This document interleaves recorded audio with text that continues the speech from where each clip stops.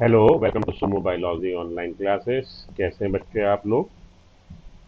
हम लोग कर रहे हैं तैयारी नीट 2025 के लिए, 2025 के लिए। इसमें हम लोग का चैप्टर बायोलॉजिकल क्लासिफिकेशन, उसमें फंजाई किंगडम तक हम लोग ने पढ़ लिया। आज हम लोग पढ़ेंगे viruses, viroids, prions and lichens. तो मेनली वायरसेस से रिलेटेड ये लेक्चर होने जा रहा है। आपकी एनसीईआरटी को रीडिंग करेंगे, पॉइंट टू पॉइंट डिस्कस करेंगे। चलिए चालू करते हैं। Topic 2.6 Viruses. In the five kingdom classification of Whitaker, there is no mention of lichens and some acellular organism like viruses, viroids and prions. तो कह रहा जी फाइव किंगडम क्लासिफिकेशन जो R H Whittaker ने प्रपोज किया था, और जिसके पांच किंगडम आपके कौन से हैं? मोनेरा प्रोकैरियोटिक सेल को रिप्रेजेंट करते हैं, प्रोटिस्टा यूनिसेलुलर यूकैरियोट्स को रिप्रेजेंट करते हैं, फंगी हीटरोट्रॉफिक ऑर्गेनिज्म ए क्लोरोफिलस, हमारे हीटरोट्रॉफिक ऑर्गेनिज्म ए क्लोरोफिलस, फंगी जिनको में आता है फंगस हमारे, इसको हम लोगों ने पढ़ लिया था लास्ट लेक्चर में। उसके अलावा प्लांटी और एनीमिलिया, प्लांटी एनीमिलिया को हम लोग नेक्स्ट चैप्टर में, चैप्टर 3 में कवर करेंगे। तो वायरसेस को पढ़ते हैं। और फाइव किंगडम क्लासिफिकेशन का ड्रॉबैक अगर आपसे पूछा जाए, या लिमिटेशन, ड्रॉबैक क्या है फाइव किंगडम क्लासिफिकेशन का ड्रॉबैक? तो सबसे बड़ा ड्रॉबैक यही है कि इस किंगडम में, फाइव किंगडम क्लासिफिकेशन में, इस क्लासिफिकेशन में वायरसेस को, वायरॉइड्स को, पेयॉन्स को स्थान नहीं मिला। ठीक है जी। जैसे कि हम लोग पढ़े थे टू किंगडम क्लासिफिकेशन जो कैरोलस लीनियस ने दिया था, और उसके ड्रॉबैक में यह पढ़ा था कि two kingdom classification does not differentiate between autotrophic organism and heterotrophic organism. Two kingdom classification does not differentiate, कोई भी भेदभाव नहीं करता यूकैरियोटिक ऑर्गेनिज्म, यूकैरियोटिक सेल और प्रोकैरियोटिक सेल में, साथ के साथ यूनिसेलुलर और मल्टीसेलुलर। तो इसके तो कई सारे आपके ड्रॉबैक हैं टू किंगडम क्लासिफिकेशन के।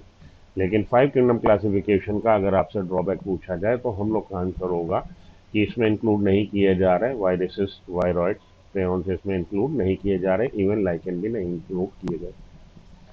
Okay, all of us who have suffered the cell ill effect of common cold or flu know what effects viruses can have on us.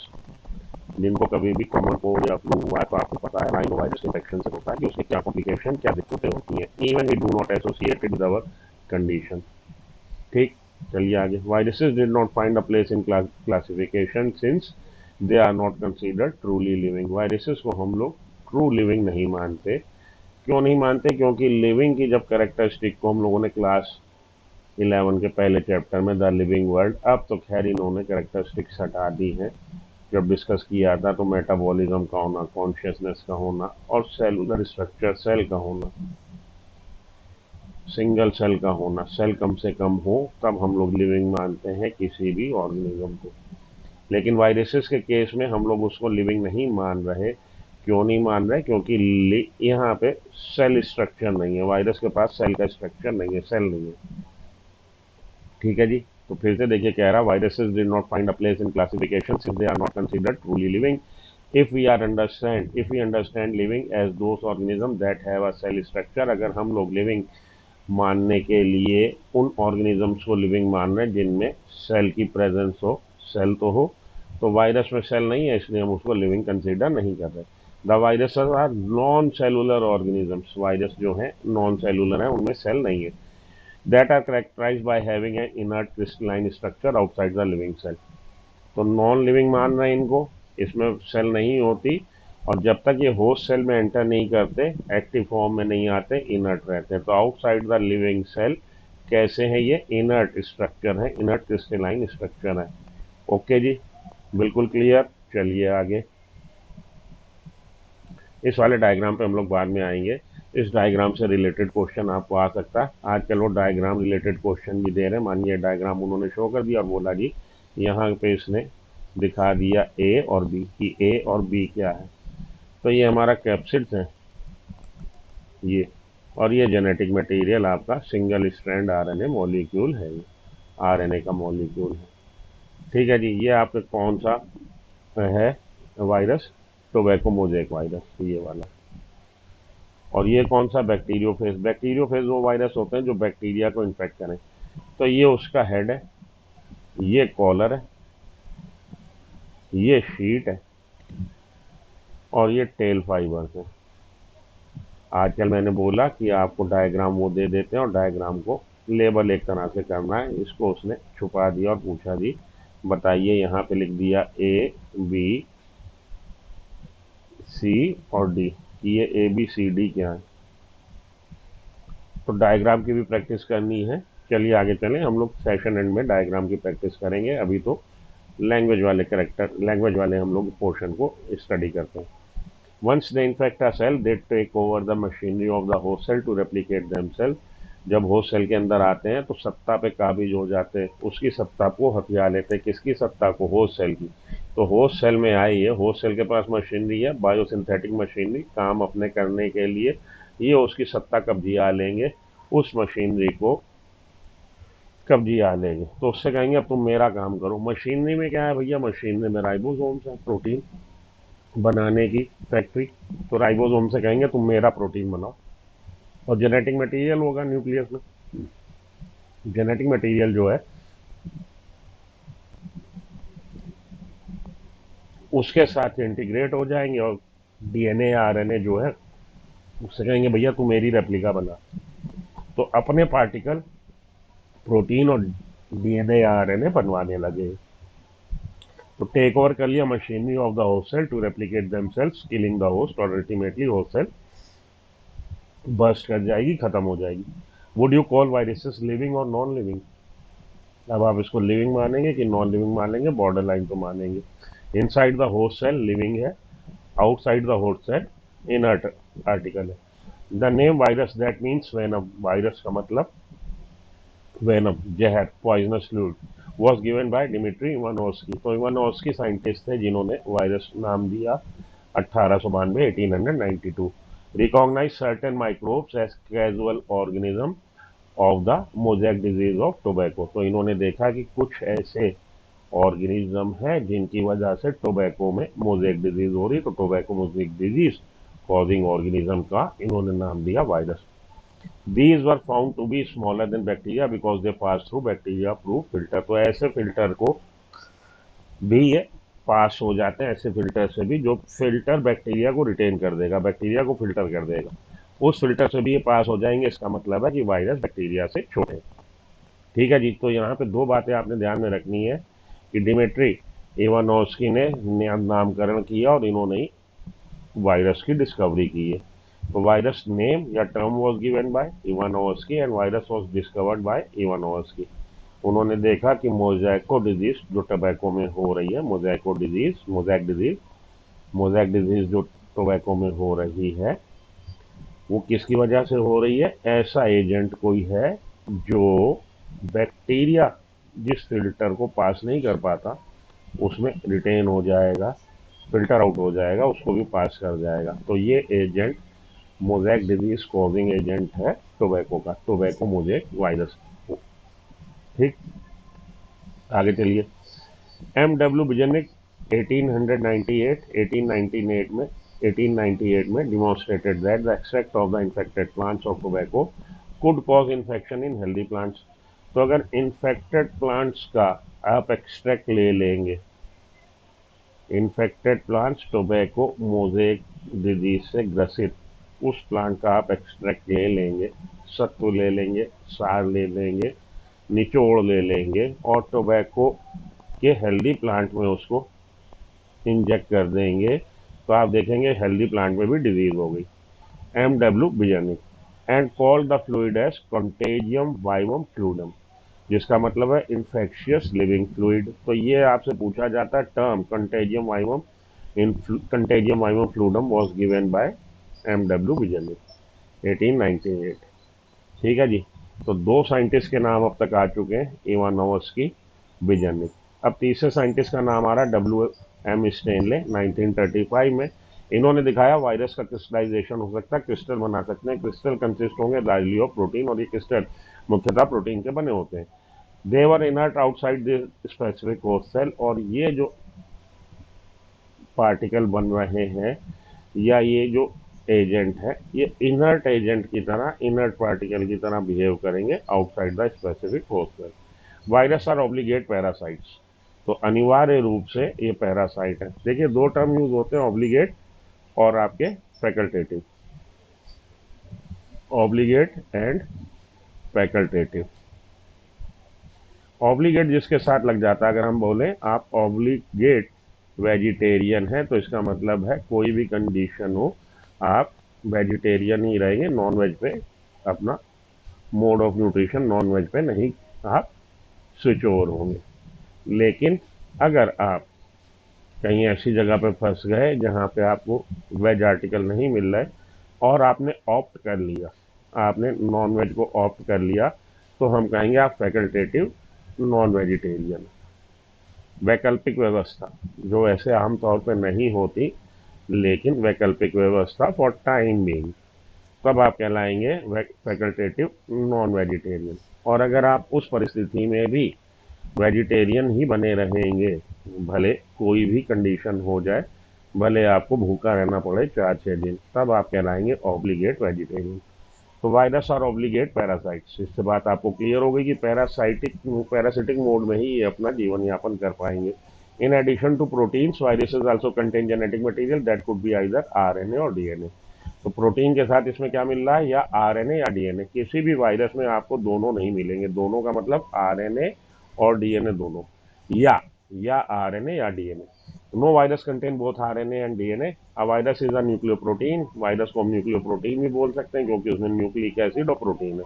And the genetic material is infectious, और virus का जो infection करने की जो उसकी क्षमता है वो जेनेटिक मटेरियल की वजह से। In general, viruses that infect plants have single-stranded RNA, and viruses that infect animals have either single-strand or double-strand RNA और double-strand DNA।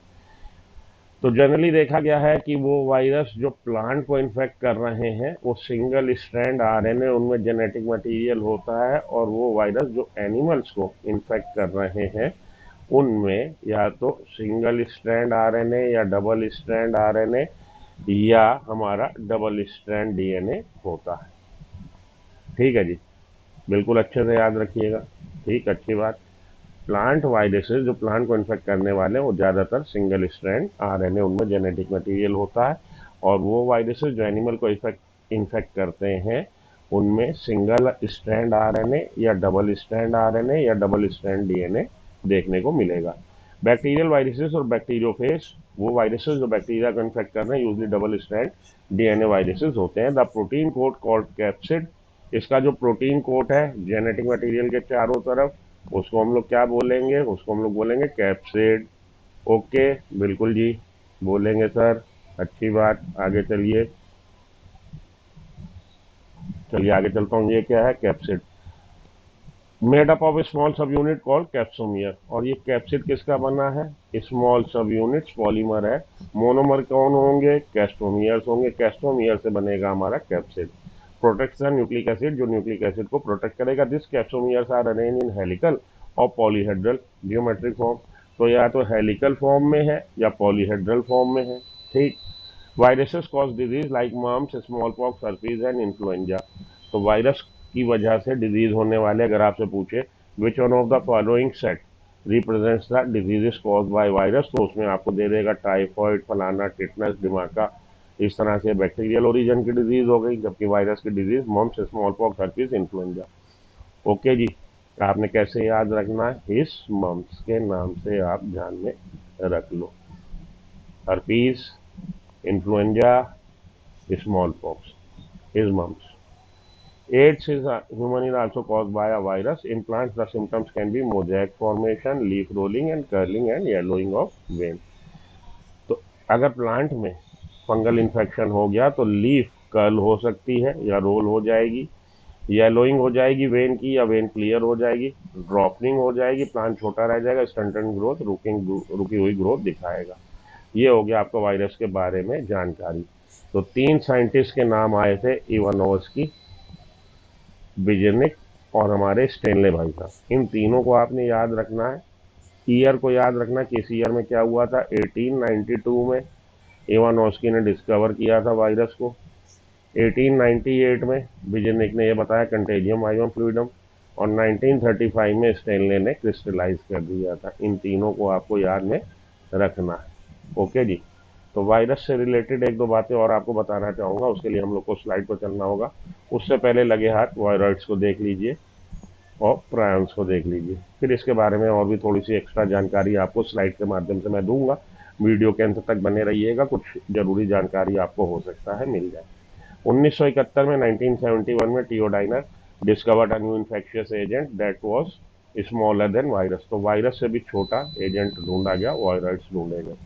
इन्होंने ढूंढा, टियोडाइनर ने ढूंढा है 1971 में। क्वेश्चन बहुत आता ये वाला पैराग्राफ आपका बहुत इंपॉर्टेंट है। इस पैराग्राफ से आप देखिएगा, अभी लिखवा लीजिए मुझसे, 2025 में क्वेश्चन आपको इस पैराग्राफ से डेफिनेटली मिलेगा, 101% मिलेगा। ये क्या कर रहा है जी? Potato spindle disease, potato spindle tuber disease का पॉजिटिव एजेंट है कौन? Viroid. It was found to be a free RNA. तो केवल जेनेटिक मटेरियल आरएनए है, उसके चारों तरफ प्रोटीन का कोट नहीं है। प्रोटीन का कोट नहीं है तो बट नेचुरल है, वायरस से ये थोड़ा छोटा होगा। Lack the protein coat that is found in virus, hence the name viroid. The RNA of the viroid was of low molecular weight. ये लाइन बहुत इंपॉर्टेंट है। तो मानिए आजकल वो स्टेटमेंट वाइज क्वेश्चन दे देते हैं, 4 स्टेटमेंट दे देगा। पहला स्टेटमेंट कि 1971 में टियोडाइनर ने इसको डिस्कवर किया। दूसरा स्टेटमेंट है कि पोटैटो स्पिंडल ट्यूबर डिजीज का ये पॉजिटिव एजेंट है। तीसरा है कि इसमें प्रोटीन कोड नहीं है। चौथा है कि ये मॉलिकुलर लो मॉलिकुलर वेट है। तो एक भी जगह सा कुछ बदल देगा, पूछेगा विच one of the following is not correct about viroid. इस तरह के क्वेश्चन आपको आजकल आ रहे हैं। स्टेटमेंट 2 स्टेटमेंट 1 के नाम से भी बहुत सारे क्वेश्चन आते हैं। तो स्टेटमेंट 1 में टियोडाइनर ने डिस्कवर किया है वायरॉइड को, स्मॉलर देन वायरस है, पोटैटो स्पिंडल डिजीज कॉज कर रहा है। दूसरा, it lacks a protein code, केवल आरएनए, इस वजह से इसका नाम वायरॉइड है। And has was of high molecular weight. अब हमने यहाँ पे लो की जगह हाई कर दिया। अगर आप एनसीईआरटी ध्यान से पढ़ के नहीं गए और लिख दिया statement 1 and 2 both are correct, only 1 is correct, 2 is wrong, इस तरह से क्वेश्चन फ्रेम हो जाते हैं। तो वायरॉइड के बारे में जानकारी, प्रियॉन्स के बारे में आइए। In modern medicine certain infectious neurological diseases were found to be transmitted by a agent consisting of abnormally folded proteins. तो प्रोटीन जब हम लोग बायोमोलिक्यूल में पढ़ेंगे वहां पे इसका टर्शियरी स्ट्रक्चर और क्वाटरनरी स्ट्रक्चर देखेंगे। तो प्रोटीन जो है पॉलीपेप्टाइड चेन से बना, पॉलीपेप्टाइड चेन में सर्टेन ट्विस्टेड टर्न्स है। अब यहाँ पे प्रोटीन जो बना हुआ नॉर्मली फोल्डेड है। The agent was similar in size to viruses, virus के साइज के बराबर है प्रियॉन। तो वायरॉइड प्रियॉन से छोटा हुआ कि बड़ा हुआ? जहां तक एनसीईआरटी आपको बता रही, वायरॉइड प्रियॉन से छोटा हुआ, क्योंकि वायरस से छोटा है वायरॉइड और वायरस के लगभग बराबर ही साइज का है prions. These agents were called prions. The most notable disease caused by prions are bovine spongiform encephalopathy, commonly called mad cow disease.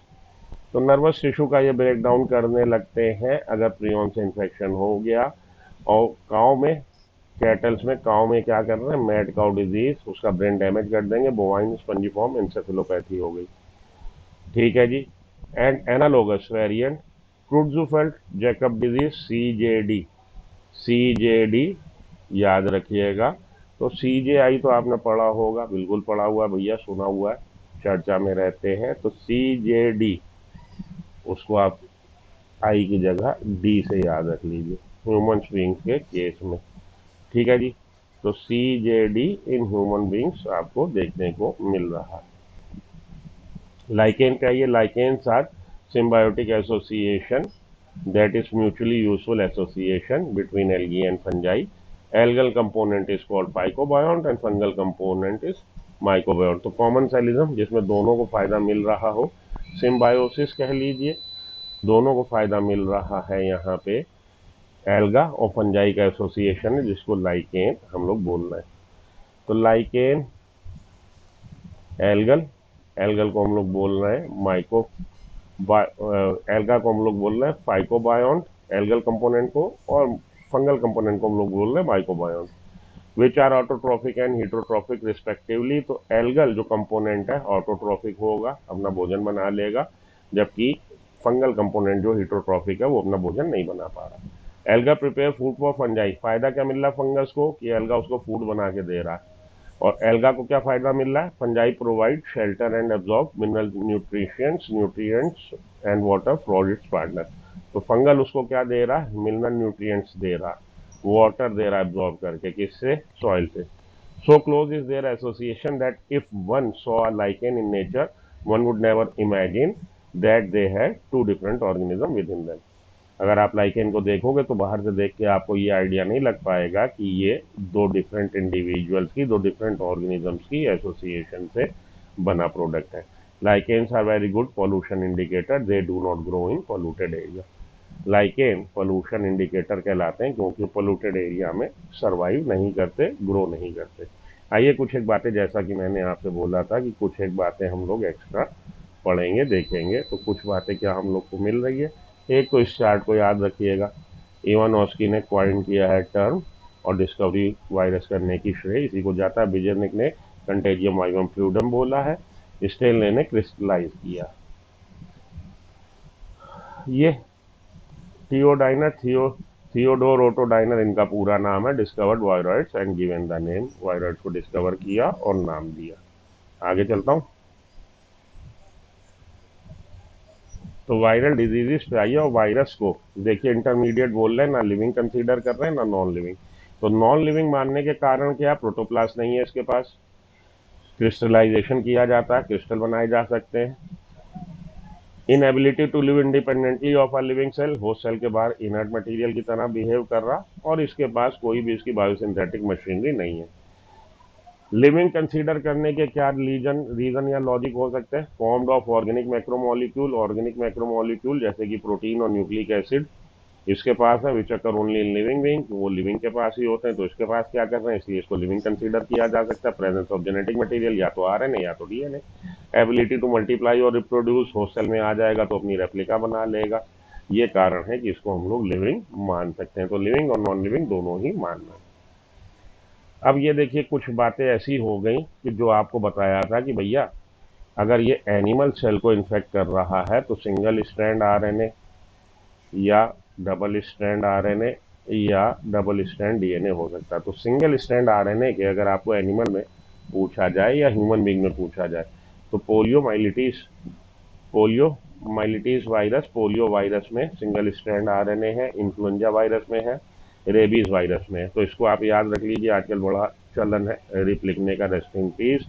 Rabies virus में, इन्फ्लुएंजा वायरस में और पोलियो वायरस में genetic material single strand RNA होता है। इतना याद रख लीजिए, इतने से काम आपका चलेगा। और सिंगल स्ट्रैंड अगर आपसे डीएनए पूछा जाए तो ये आपका molecular basis of inheritance chapter में इसका जिक्र आता है, बैक्टीरियोफेज SciX174। वहाँ पे उसने इसके न्यूक्लियोटाइड नंबर दे रखे हैं, बीपी नहीं लिखा, बेस पेयर। बीपी का मतलब ब्लड प्रेशर नहीं, बेस पेयर। बाकी आप देखिएगा जेनेटिक मटेरियल, जैसे कि कोलाई का जेनेटिक मटेरियल दे रखा है, ह्यूमन सेल का दे रखा है, सबके अंत में बीपी लिखा है, बेस पेयर। इसी के अंत में केवल उसने न्यूक्लियोटाइड लिखा है। तो न्यूक्लियोटाइड इसलिए लिखा है क्योंकि ये सिंगल स्ट्रैंड है, सिंगल स्ट्रैंड होगा तो बेस पेयरिंग नहीं करेगा भाई, ठीक। तो सिंगल स्ट्रैंड डीएनए का भी आपको आंसर मिल गया है कि सिंगल स्ट्रैंड डीएनए किसमें जेनेटिक मटेरियल मिल रहा है। ये कुछ एक्स्ट्रा बातें हो गई जो मैं आपको बताना चाहता था। इसके अलावा हम लोग आए वायरॉइड्स पे। वायरॉइड्स पे देखें, मेरी स्लाइड में कुछ आपको एक्स्ट्रा बताने को है, जरूर होना चाहिए कुछ ना कुछ। जो हम लोग को बातें पता है भाई कि उसके चारों तरफ आरएनए का मॉलिक्यूल है, चारों तरफ प्रोटीन कोट नहीं है, और ये वायरस से कम साइज का है। साथ के साथ थियोडाइनर ने इसको डिस्कवर किया था, और लो मॉलिकुलर वेट का है।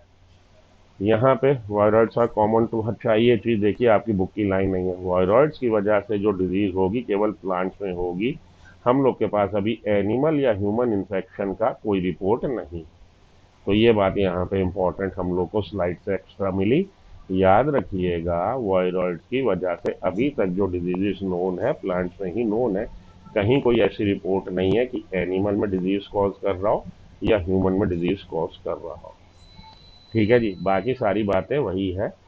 Does not produce a protein and is does not possess initiation codon, ये वाली लाइन तो आप छोड़ दो, आपसे पूछा ना जाएगा। Smallest non agent of plant disease is viroid, ये लाइन इंपॉर्टेंट है, ये वाली लाइन आप मिस कर दो, कोई दिक्कत नहीं। तो वायरॉइड्स क्या है? स्मॉलेस्ट सेल्फ रेप्लिकेटिंग पार्टिकल है। डिस्कवर किसने किए? थियोडाइनर ने। जैसे प्रेऑन के लिए हम लोग बोलते हैं नॉर्मली फोल्डेड प्रोटीन है, तो अगर इसके लिए पूछे इसको डिस्क्राइब करो, हम लोग बोलेंगे स्मॉल सेल्फ रेप्लिकेटिंग पार्टिकल है, smallest self replicating particle discovered by T O Diener, और इन्होंने ही नाम रखा वॉयराइड। आरएनए पार्टिकल है जिनके चारों तरफ प्रोटीन कोट नहीं है, और ये आरएनए लो मोलिकुलर वेट का है। ये अभी ऑब्लिगेट पैरासाइट्स है, और नॉन इनका क्या है इफेक्ट कि ये डिजीज कॉज कर रहे हैं प्लांट में, एनिमल या ह्यूमन बीइंग में उसकी रिपोर्ट नहीं है। मैंने आपसे बोला था बने रहिए, कुछ ना कुछ आपको एक्स्ट्रा मिलेगा। तो smallest self replicating particles, infectious RNA particle ठीक बात, ऑब्लिगेट पैरासाइट ठीक बात, known to cause diseases plants animal and fungi, ये स्टेटमेंट गलत। डिवाइड ऑफ प्रोटीन कोड, तो स्टेटमेंट कौन कौन से सही हैं? हमारे ए, बी और डी सही है। तो आंसर हो जाएगा ऑल एक्सेप्ट सी। ठीक जी, इस तरह क्वेश्चन आजकल आते हैं। Which of this infection are cause by a viroid? तो पोटैटो स्पिंडल डिजीज पढ़ाई है आपने, पोटैटो स्पिंडल डिजीज, ये आपकी बुक की लाइन है, ये कॉजेटिव एजेंट है। प्रॉन्स के बारे में जो उसने बता रखा, थोड़ी सी बात आपके लिए एक्स्ट्रा ये है कि अब नॉर्मली फोल्डेड प्रोटीन है और not affected by protease nucleus temperature even 800 degree centigrade ultraviolet radiation. ये वाली लाइन इंपॉर्टेंट है, ये आपकी बुक नहीं बता रही। तो प्रोटीएज से भी भाई अब नॉर्मली फोल्डेड प्रोटीन है, तो प्रोटीएज क्या है? वो एंजाइम जो प्रोटीन का डाइजेशन कर दे। तो प्रोटीन का डाइजेशन करने वाले एंजाइम भी उस पर इफेक्ट नहीं करेंगे। 800 डिग्री सेंटीग्रेड पे भी ये प्रोटीन जो है डिटोरिएट नहीं होगी, और अल्ट्रावायलेट रेडिएशन को भी उस पर फर्क नहीं पड़ेगा। ये बात आपने ध्यान में रखनी है। सीजेडी डिजीज, क्रूजफेल्ड जैकब डिजीज पूरा नाम इसका, जो आपकी बुक एनसीईआरटी कह रही सीजेडी, और इसी को कुरू डिजीज भी बोलना है, ये भी याद रखिएगा। मैड काउ डिजीज बोल रहे हैं, bovine spongiform encephalopathy, mad cow disease. Human being में सीजेडी, क्रूजफेल्ड जैकब डिजीज, और इसी को कुरू डिजीज भी बोल रहे हैं, कुरू। इतनी बात याद रखिएगा। इसके जो दे रखा है जीन कोडिंग को, ये सब छोड़ो आप, इतना कॉम्प्लिकेट आपसे नहीं करेगा, नहीं पूछेगा। ठीक जी, तो ये हम लोग क्वेश्चन पे आंसर भी लगा लिए, और यहाँ पे आके हम लोग का ये chapter clear. Next chapter 3 plant kingdom next series में मैं चालू करता हूँ। अभी तक के लिए इतना ही काफ़ी। मिलते हैं ब्रेक के बाद। Good luck, good bye, have a